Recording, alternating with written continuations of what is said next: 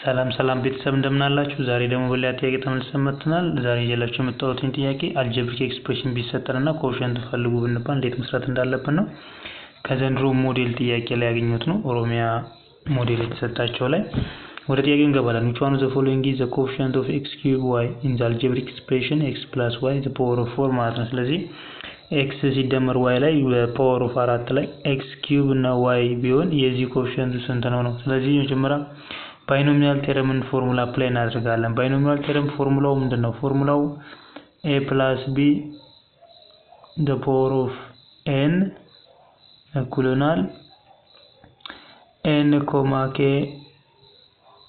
factorial into a the power of n minus k b the power of k ይሆናል ማለት ነው። a ማለት ሌት እዚች ጋር የተሰጠን a ማለት x ነው፣ b ማለት y ነው።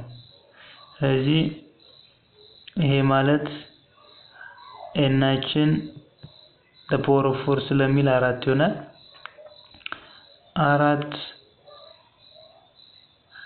4 k into a ማለት x ነው x the power of 4 minus k y ማለት b ማለት ደግሞ y ነው y the power of k ይሆናል ማለት ነው። x the power of 4 minus k